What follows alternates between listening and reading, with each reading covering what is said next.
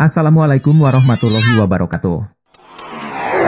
العالمين أشهد أن لا إله إلا الله وحده لا شريك له ولي الصالحين وأشهد أن سيدنا ونبينا محمدا عبده ورسوله العالمين أشهد أن لا إله إلا الله وحده لا شريك له ولي الصالحين وأشهد أن سيدنا. Semua Bapak Ibu dan jemaah sekalian yang hadir pasti mencintai Nabi Muhammad. Saya yakin dan tidak diragukan cintaan jamaah kepada Nabi Muhammad.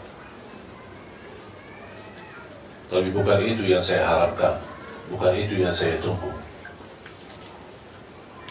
Yang saya harapkan bagaimana Nabi Muhammad mencintai kita. Kalau Nabi Muhammad mencintai kita, berarti ibu-ibu selamat dunia akhirat.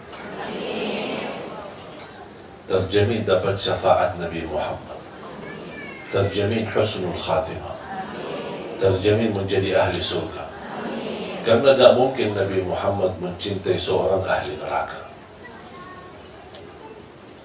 Tidak mungkin Nabi Muhammad mencintai seorang yang su'ul khatimah.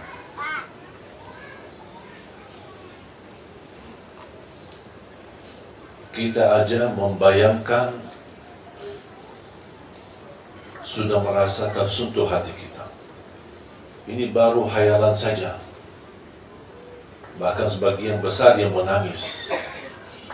Yang saya bayangkan kira-kira gimana Mu'adz radhiyallahu anhu itu sendiri.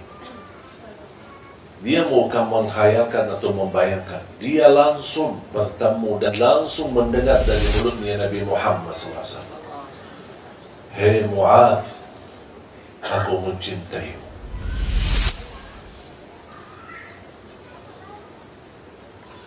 Bagi Mu'adz radhiyallahu anhu, dengan ucapan ini saya yakin dia tidak pernah merasa bergembira sebagaimana saat dia mendengar ucapan Nabi Muhammad kepadanya.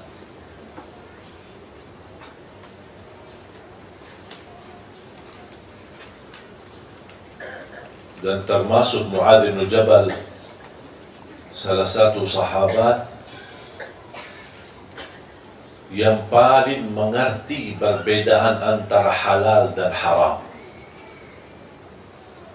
Sampai Rasulullah berkata, kalau ada ingin tahu perbedaan halal yang haram mana yang halal, mana yang haram, kan ialah Mu'adz radhiyallahu anhu.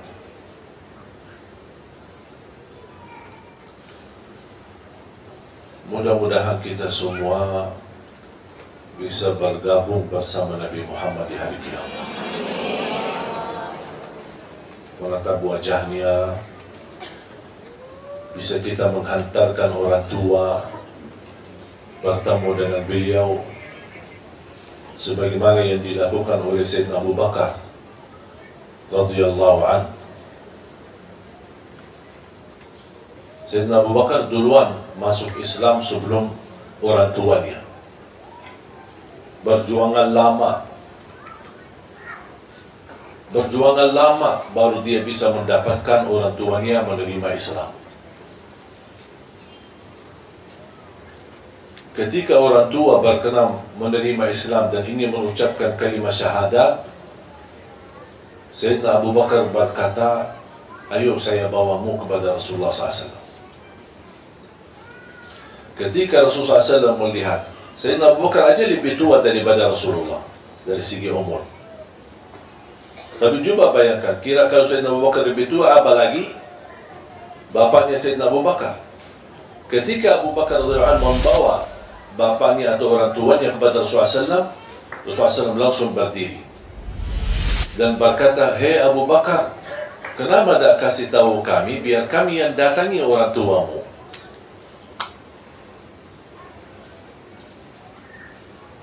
Apa jawab Sayyidina Abu Bakar?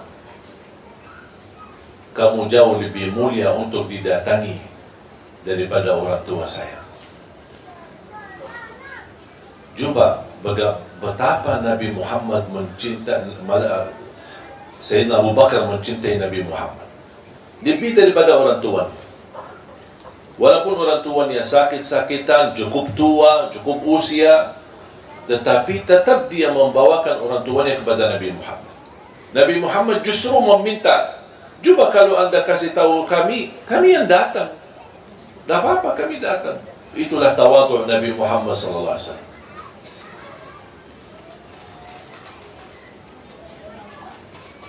Belum lagi cintaan Rasulullah SAW kepada Siti Khadijah. Jangan kepada Siti Khadijah sendiri, bermulia akhlaknya Nabi Muhammad. Bersama kawan-kawannya, teman-temannya, Siti Khadijah, Rasulullah SAW sangat luar biasa mulia akhlaknya. Demi cintaannya kepada Siti Khadijah. Sampai pernah satu saat Rasulullah SAW bersama Siti Khadijah didatangi malaikat Jibril. Rasulullah SAW berpisah sebentar, sesaat bersama malaikat Jibril, dan malaikat Jibril berkata, "Itu Khadijah ya?" Kata Rasulullah SAW, "Ya, Khadijah, istriku." Sesudah Rasulullah SAW menerima wahyu, malaikat Jibril menyampaikan, "Mohon ya Rasulullah, titip salam aku kepada Khadijah." Malaikat Jibril kirim salam kepada Siti Khadijah. Betapa mulianya Siti Khadijah.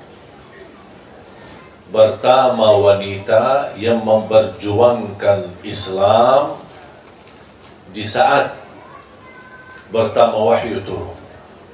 Pertama wanita yang menghabiskan hartanya untuk menolong Islam dan menolong Rasulullah SAW. Dan sebagian ulama, bahkan sebagian besar ulama berkata, kalau bukan perjuangan Siti Khadijah, kita tidak bisa kenal Islam. Fantas dapat titipan salam dari malaikat Jibril. Rasulullah ketika mendengar ada kirim salam dari malaikat Jibril, Rasulullah SAW sendiri merasa gembira, merasa bahagia. Istriku dapat perhatian. Sampai malaikat Jibril melihat Rasulullah SAW, terlihat kegembiraannya dan kesenangannya di wajahnya.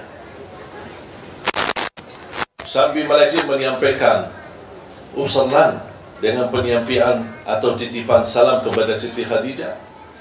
Ini ada berita lagi.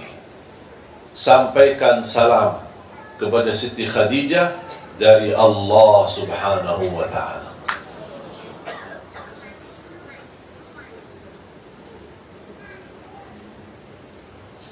Ketika Rasulullah SAW bertemu dengan Khadijah radhiyallahu anha, dia menyampaikan ada kirim salam dari malaikat Jibril. Dia langsung bergembira, bersenang. Ini belum diucapkan ada salam dari Allah. Ini baru dari malaikat Jibril sudah dia bahagia. Kata Rasulullah SAW, ada lagi.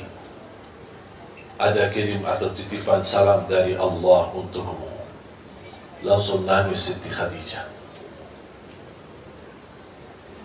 Betapa mulianya seorang yang mendampingi Rasulullah SAW.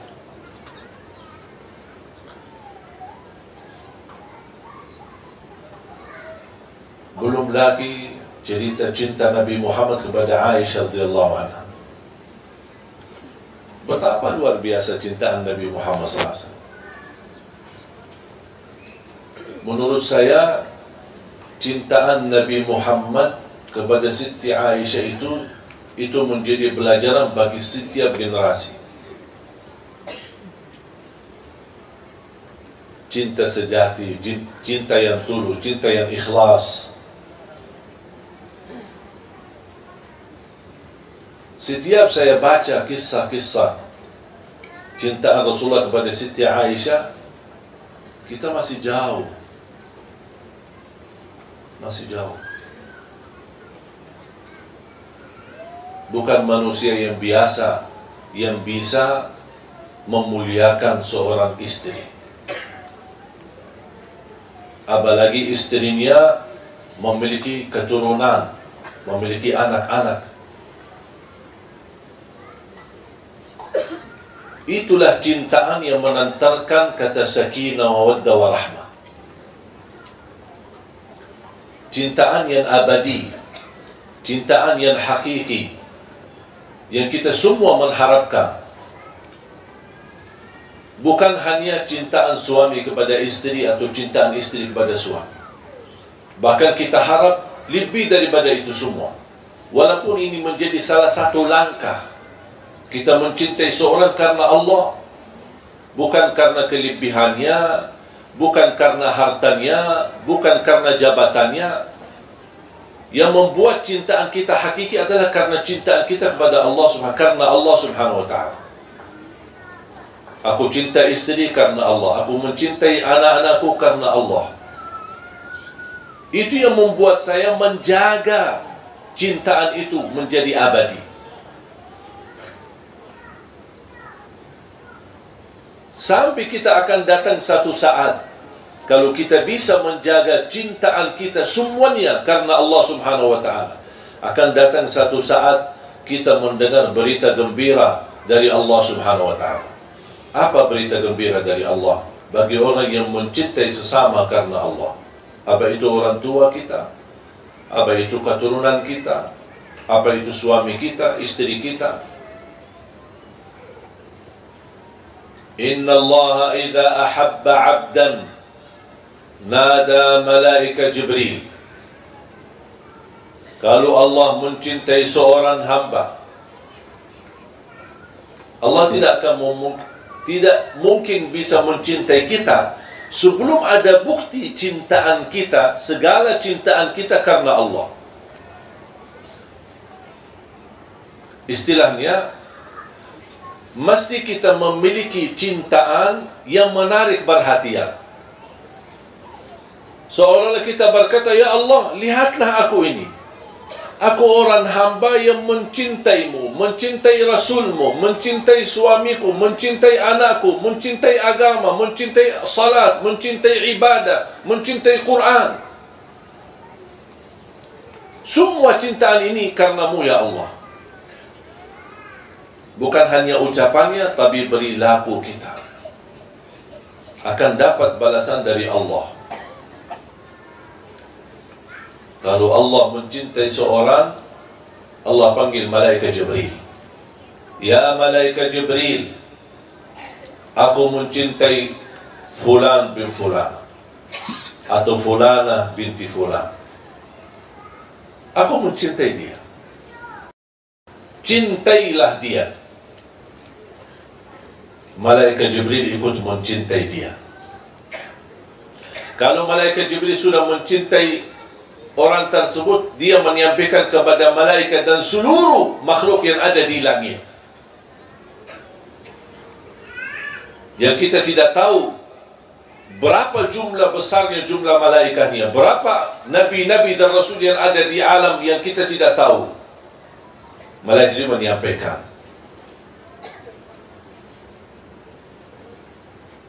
Hei penduduk langit, ahlus sama, ahli langit, Allah mencintai fulan bin fulan, fulana binti fulan, dan aku mencintai mereka. Cintailah kalian terhadap mereka. Disitulah dicintai oleh semua yang ada di langit. Allah mencintainya, malaikat Jibril mencintainya, dan semua hamba-hamba Allah yang ada di langit mencintai. Selepas itu, apa yang akan terjadi? Kalau ahli langit mencintai kita, akan Allah wujudkan al-qabul di muka bumi. Kemanapun kita berada, disayangi orang,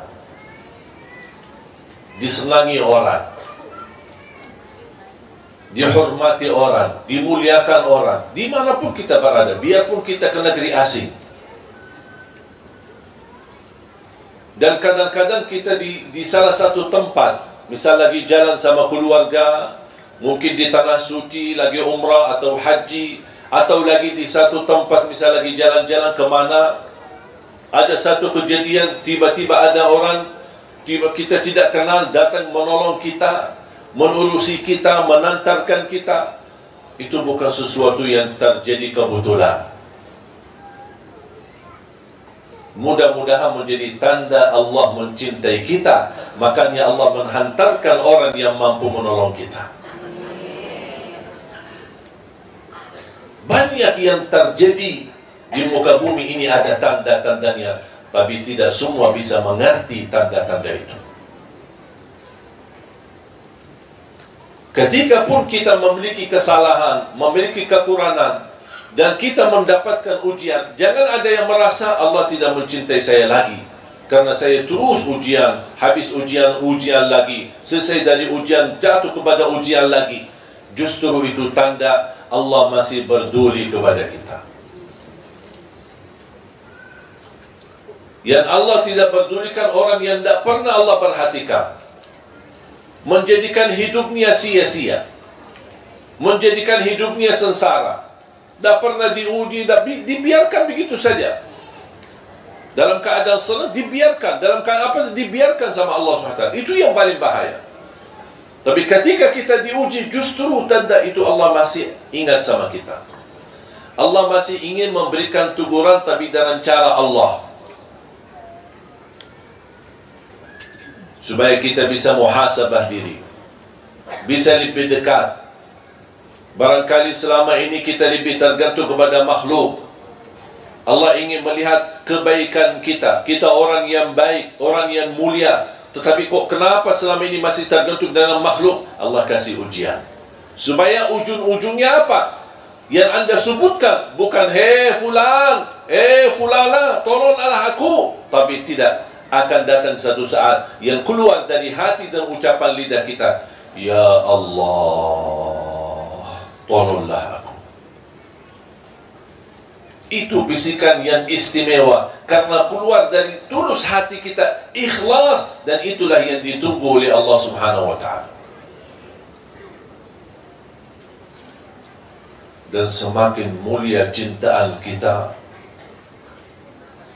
kepada Allah dan kepada segala sesuatu yang baik, kebaikan, perjuangan kepada Islam, kepada amal salih, kepada amal jariyah, kepada Al-Quran, kepada tahajud, kepada salat duha, kepada puasa sunnah, silatul rahim.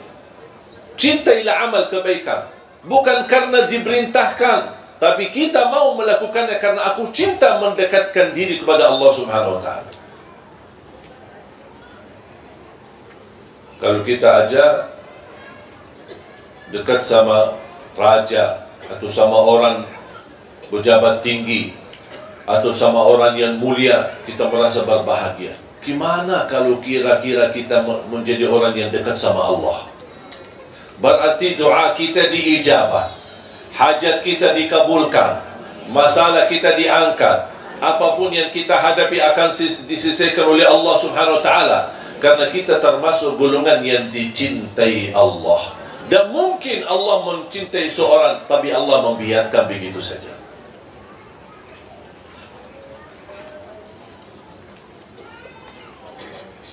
Makanya ketika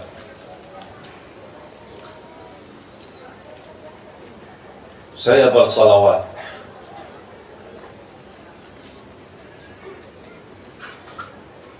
kapan saja, bebas waktunya.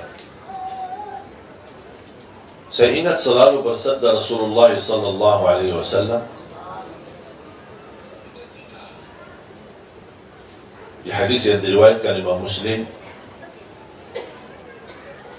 barang siapa yang salawat kepadaku 1 kali, akan dibalas oleh Allah 10 kali rahmat.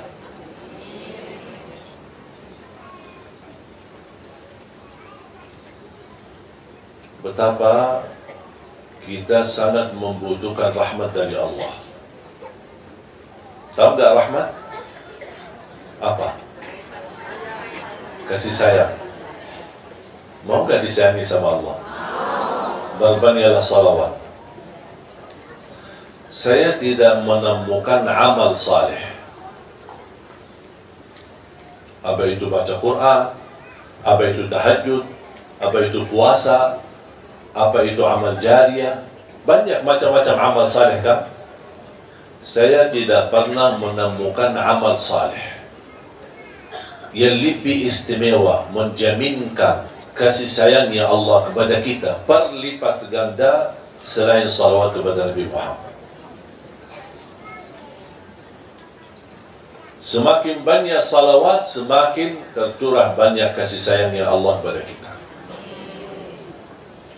Belum lagi kita terjamin dapat syafaat Nabi Muhammad. Belum lagi nama kita dikenal Nabi Muhammad, khususnya malam Jumat dan hari Jumat. Semakin banyak salawat kita, karena itu permintaan Nabi Muhammad, berbanyalah salawat kepadaku hari Jumat dan malam Jumat, karena salawat kalian malam Jumat dan hari Jumat Allah hantarkanlah kepada aku. Berarti kalau ada malaikat yang membawa salawat kita, karena begitu banyak salawat kita kepada Rasulullah, pasti Rasul kenal sama kita. Karena tidak mungkin malaikat berkata, ini salawat dari Indonesia. Pasti malaikat berkata, ya Rasulullah, ini salawat fulana binti fulan. Jadi nama kita dikenal sama Rasulullah. Kalau nama kita dikenal sama Rasul, jangan khawatir. Nanti Rasul bakal cari kita nanti di hari kiamat. Karena dia sering mendengar nama kita. Sering. Kenapa dia sering dengar nama kita? Karena malaikat Jibril sering mendengar salawat kita, dan malaikat Jibril yang membawa nama kita kepada Rasulullah SAW.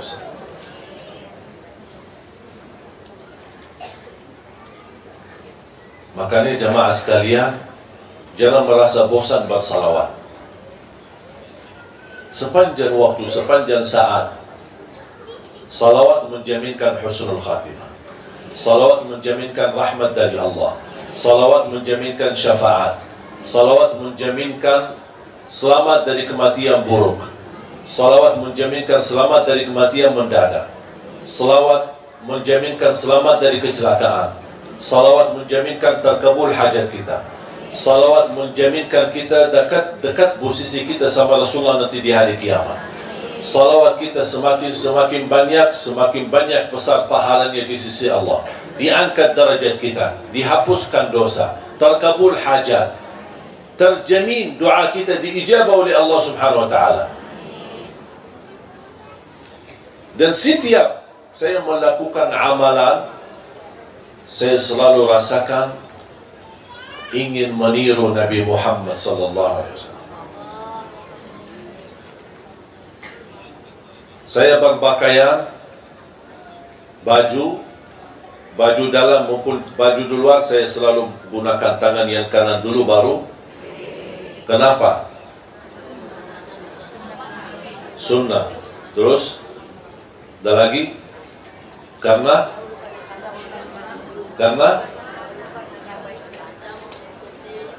boleh. Terus apa alasan lagi?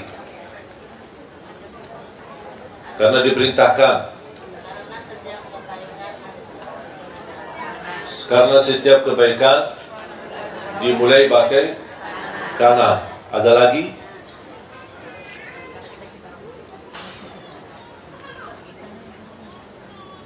Saya harap mulai hari ini rubah pikiran itu semua. Bukan karena kanan itu sesuatu kebaikan. Segala kebaikan kita mulai pakai tangan kanan. Bukan karena itu sunnah. Bukan karena itu dianjurkan atau diajarkan. Bukan karena itu diperintahkan. Tapi jadikan, kenapa saya melakukan ini? Karena saya ingin meniru Nabi Muhammad.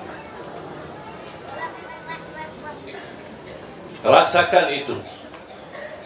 Bukan karena sunnah, bukan karena wajib, bukan karena diperintahkan, bukan karena segala sesuatu yang baik dimulai dengan tangan kanan, tapi kita mau seperti ini karena saya ingin meniru Nabi Muhammad. Kenapa saya berpakaian pakai tangan kanan dulu baru yang kiri? Saya ingin meniru Nabi Muhammad karena Nabi Muhammad seperti itu. Kalau saya makan bagi tangan kanan, kenapa? Karena saya ingin meniru Nabi Muhammad. Kalau saya mandi, kenapa saya siram air ke sebelah kanan dulu, baru ke sebelah kiri, baru ke seluruh badan. Walaupun Anda di bawah syawar ketika mandi, tolong jangan langsung di atas kepalanya, tapi mulai dari biar ke airnya kena ke sebelah kanan, baru geser lagi ke sebelah kiri, baru seluruh badan. Kenapa saya melakukan ini? Karena Nabi ingin meniru Nabi Muhammad. Kalau saya tidur, saya letakkan berbaring ke sebelah kanan dan meletakkan tangan saya di bawah. Itu buat apa? Saya ingin meniru Nabi Muhammad SAW.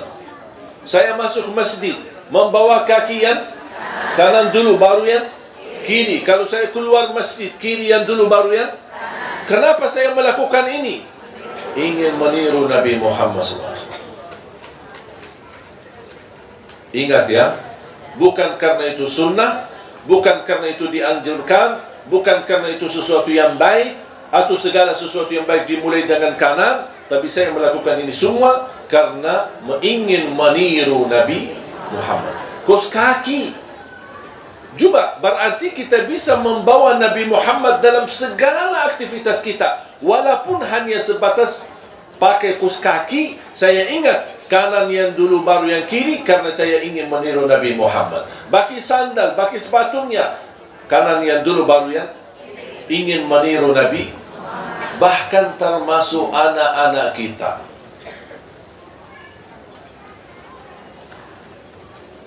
Biasanya kalau kita memberi sesuatu kepada anak kita, namanya anak-anak, kadang-kadang dia menunjukkan tangan yang kiri. Apa itu, permen atau apa makanan, apa sajalah. Betul? Sering terjadi itu, anak-anak selalu menggunakan tangan yang kiri. Dan kita berkata apa? Mana tangan yang manis? Betul? Atau mana tangan yang bagus? Mana tangan yang baik? Boleh nggak kita rubahkan istilah mulai hari ini? Kalau anak kita mau ambil sesuatu, kita berkata, mana tangan yang dicintai Nabi Muhammad? Mana yang dicintai Nabi Muhammad? Supaya dari kecil dia tertanam meniru Nabi Muhammad dalam segala hal. Walaupun dia masih anak-anak tidak tahu apa itu Nabi Muhammad, tidak apa-apa. Kita ajarin, kita kuatkan hubungan batinnya, hatinya, hubungan baik sama Nabi Muhammad. Semakin dia dewasa, semakin dia besar, dia akan tahu segala perilakunya dia ternyata meniru Nabi Muhammad. Dia akan pasti mencari tahu siapa ini Nabi Muhammad. Ternyata Nabi Muhammad adalah teladanku.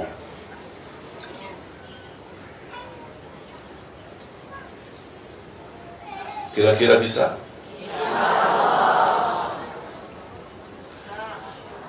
Ibu jamaah sekalian, kalau bisa ibu bertahan dan menjaga, ingin meniru Nabi Muhammad, ingin meniru Nabi Muhammad, ingin meniru Nabi Muhammad, dan kita bisa menjalani ibadah ini dengan perasaan ini selama 1 minggu, insya Allah ibu-ibu akan merasa jauh lebih indah hubungan batin kita sama Rasulullah.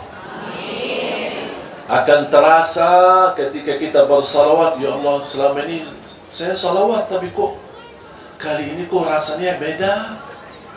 Karena sudah ada ruh kita yang bersambung dengan ruh Nabi Muhammad SAW. Siapa yang tidak mau ruhnya langsung bersambung kepada Rasulullah? Siapa yang tidak mau nyawanya, batinnya, hatinya bersama Rasulullah SAW? Makanya kita wujudkan Rasulullah dalam hati kita, dalam kehidupan kita sehari-hari, kemanapun kita pergi. Apalagi melalui banyak salawat.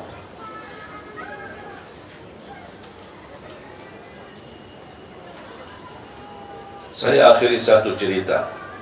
Kali tawaf 70.000 malaikat. Nabi Ibrahim bersandar kepada Baitul Ma'mur. Nabi Muhammad melihat.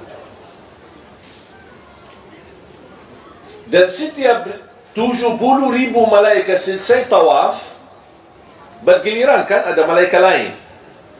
Mereka geser, malaikat 70,000 lagi malaikat baru tawaf. Yang sudah tawaf pertama menunggu gilirannya, kata Nabi Muhammad SAW, yang sudah bertawaf tidak berkesempatan lagi tawaf lagi sampai hari kiamat.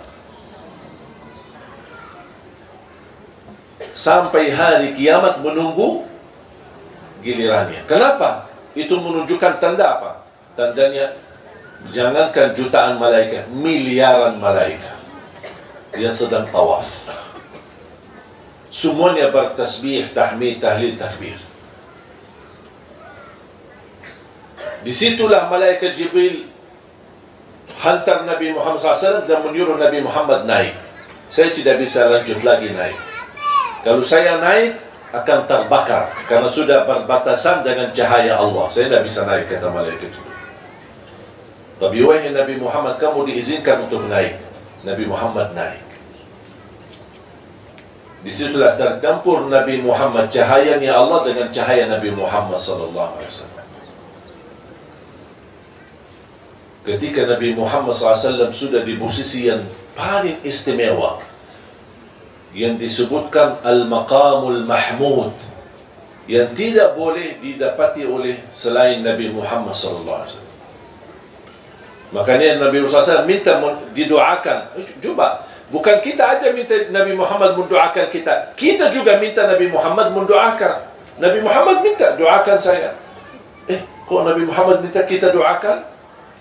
Dari mana kok bisa kita? Kita kan hamba biasa. Kok mana Nabi Muhammad minta kita doakan supaya dia tetap diberikan ke makam mahmud, darajat yang teristimewa nanti di hari kiamat? Apa doanya? Doa setelah azan. Allahumma salli ala Muhammad wa ala ali Muhammad kama sallaita ala Ibrahim wa ala ali Ibrahim innaka Hamidum Majid. Allahumma rabba hadhihi ad-da'wati at-tamma was-salati al-qa'imah ati Muhammadan al-wasilata wal-terus wad-darajata al-'aliyata ar-rafi'ah wab'athu. Itu dia wab'athu maqaman mahmudan alladhi wa'adta innaka la tukhliful. Berarti Nabi Muhammad meminta doa kita. Makanya setiap saya dengar azan, saya tidak mau berkomunikasi kepada siapapun. Sampai istri saya sudah terbiasa, ketika mendengar azan, tidak bisa diajak bicara.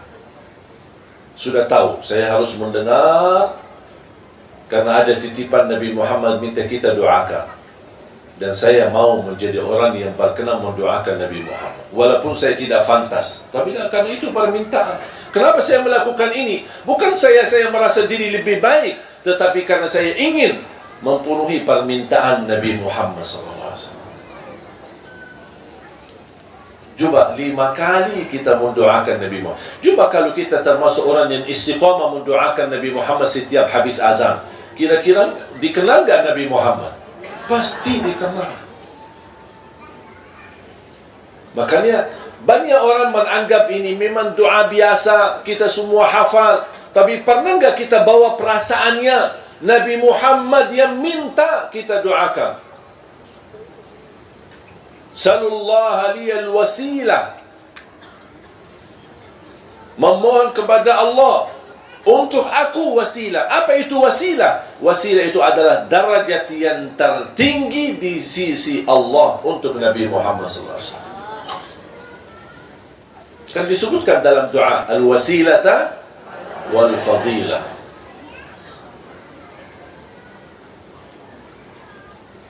Ketika Nabi Muhammad sudah sampai dan menghadap Allah Subhanahu wa ta'ala, Nabi Muhammad ingin menyampaikan salam. Kalau kita bertemu sesuatu atau menghadap seorang, kita pasti menurut, apalagi kita yang datang kan, kita datang ke rumah seorang, kita bilang apa? Assalamualaikum. Assalamualaikum. Sering kadang-kadang ada orang jamaah datang, saya kebetulan misal lagi di ruang bawah, terus ada orang datang, Assalamualaikum, saya dah jawab. Apa itu Assalamualaikum? Assalamualaikum. Saya dah jawab. Dia perhatikan saya ada. Yang lebih parah itu, yang saya menganggap hal itu tidak sopan. Misal kalau kita di depan rumah, ada jendela terbuka, kita nitip. Assalamualaikum. Dah jawab, padahal dia ada di sini. Kok dah jawab? Memang saya dah jawab, karena itu tidak sopan. Itu bukan akhlak orang mukmin. Islam mengajarkan kalau kita datang ke rumah orang, tutup pintunya, geser dari depan pintu. Kenapa kita geser kanan atau kiri? Karena Islam mengajarkan seandainya dia buka pintu, jangan sambil mata kita membuka aurat pintunya atau rumahnya. Makanya disuruh geser ke kanan atau kiri.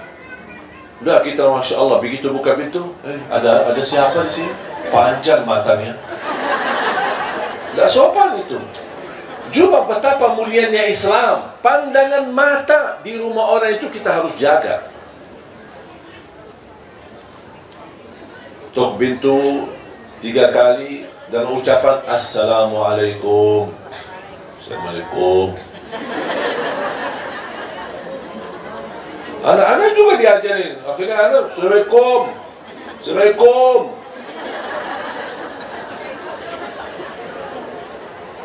Mohon hal yang dianggap kecil semacam ini mohon diperhatikan. Karena ucapan salam itu doa. Assalamualaikum. Doa dapat salam, dapat sejahtera, dapat kedamaian, dapat rahmat, dapat berkat dari Allah Subhanahu wa taala. Makanya ketika Nabi Muhammad menghadap Allah, dia apa yang harus saya seorang pendatang bertemu Allah, apa yang saya ucapkan? Kalau saya bilang Assalamualaikum, Allah Maha Salam. Bagaimana saya mengucapkan Assalamualaikum ya Allah? Allah lah memberi salam. Allah anugerahkan ucapan-ucapan yang istimewa. Nabi Muhammad mengucapkan At-tahiyyatu, As-salawatu, Al-mubarakatu, At-tayyibatu Lillahi Rabbil Alamin. Makanya menjadi tahiyyat dalam salat kita. Itu pertama yang diucapkan oleh Nabi Muhammad SAW kepada Allah SWT. Karena tidak layak Nabi Muhammad berkata Ya Allah, Assalamualaikum. Maksudnya apa Assalamualaikum? Karena kepada kita sama manusia boleh, tapi kalau kita sama Allah tidak boleh. Karena Allah Maha memberi salam. Bagaimana kita bilang assalam kepada Allah? Makanya Allah anugerahkan ucapan itu kepada Nabi Muhammad. At-tahiyyatu, as-salawatu, at-tayyibatu, al-mubarakat. Terus apa yang Allah jawab? Assalamu alayka ayyuhan nabiyyu wa rahmatullahi wa barakatuh. Ketika saya salat dan membaca tahiyyat, saya bisa merasakan berdialog antara Allah sama Nabi Muhammad. Nabi Muhammad mengucap, Allah jawab. Nabi Muhammad berkata, Allah jawab. Indahnya luar biasa tahiyyat itu. Assalamu alayka ayyuhan nabiyyu wa rahmatullahi wa barakatuh. Berarti Allah menganugerahkan sejahtera, kedamaian, salam, rahmat, berkat kepada Nabi Muhammad. Coba Nabi Muhammad di saat itu, di tempat yang istimewa, di posisi yang istimewa, di derajat yang tertinggi, bertemu Allah Subhanahu wa taala, dan di situ dia tidak pernah lupa kita. Ketika dia mendengar Allah menyampaikan Assalamualaikum warahmatullahi wabarakatuh, Assalamu alayka ayyuhan nabiyyu warahmatullahi wabarakatuh, apa dia jawab?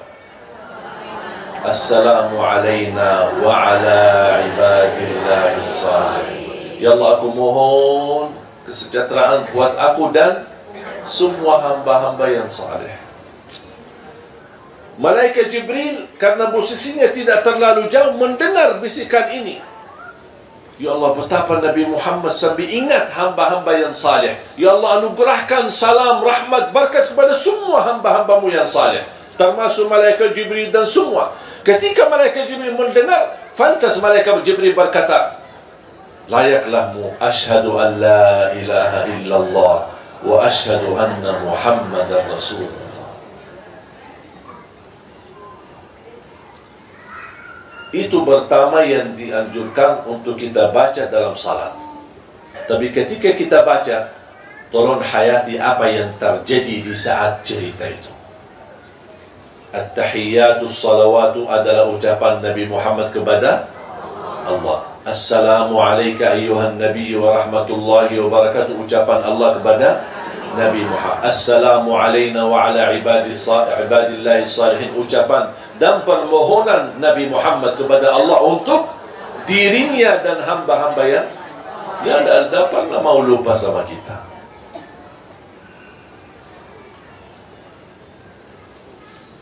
Makanya ketika turun ayat Inna Allaha wa malaikatahu yusalluna, karena pertama fardu salat ada tahiyat, tidak ada salawat, ada tahiyat sampai asyhadu an la ilaha illallah wa anna Muhammadar, yang disebutkan tahiyat awal, belum ada Allahumma salli ala Muhammad wa ala, sampai turunnya ayat Inna Allaha wa malaikatahu yusalluna ala nabi ya ayyuhalladzina amanu sallu alaihi wa sallimu.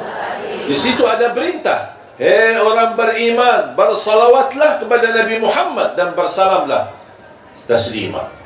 Sahabat yang mengerti bahasa Arab, mereka belum bisa mengambil kesimpulan dari makna ayat itu. Mereka datang kepada Rasul, ya Rasulullah, kami sudah tahu dan kenal salam kepadamu, assalamu alayka ayyuhan nabiy wa rahmatullahi wa barakatuh, tapi mohon maaf ya Rasulullah, bagaimana salawat kepadamu sebagaimana Allah perintahkan, ya ayyuhalladzina amanu sallu alaihi wa sallimu taslima. Nabi Muhammad berkata, katakanlah Allahumma salli ala Muhammad wa ala ali Muhammad kama sallaita ala Ibrahim wa ala ali Ibrahim wa barik ala Muhammad wa ala ali Muhammad kama barakta ala Ibrahim wa ala ali Ibrahim fil alamin innaka Hamidun.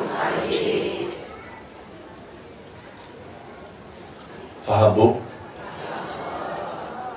Bisa kira-kira mulai hari ini kita bisa hayati tahiyat, hayati salawat, segala yang kita jalankan dan kita lakukan selalu ingin meniru Nabi Muhammad.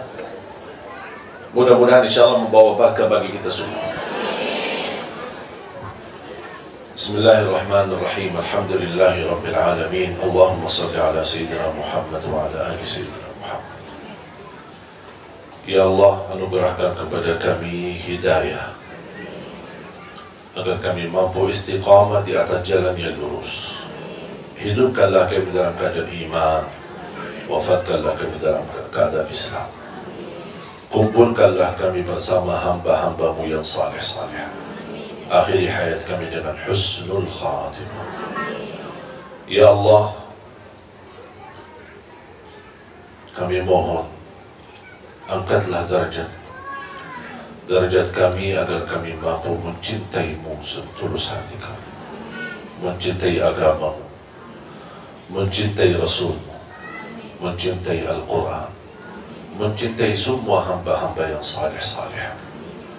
Ya Allah, jadikan cintaan ini mengantarkan kami bahagia selamat dunia akhirat, mengantarkan kami mendapatkan syafaat Nabi Muhammad, mengantarkan kami memperoleh derajat yang tertinggi dalam surga-Mu ya Allah.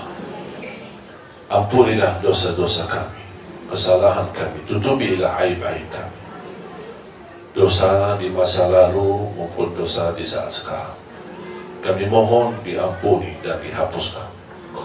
Ya Allah, ampuni kedua orang tua kami, sayangilah mereka, karena kami tidak mampu dan tidak akan mampu membalas kebaikan kedua orang tua kami.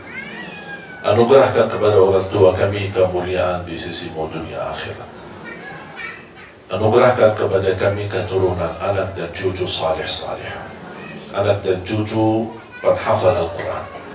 Anugerahkan kepada kami suami yang mampu memimpin kami dalam agama, yang mampu membawa kami menjadi wanita yang takwa, wanita yang salih,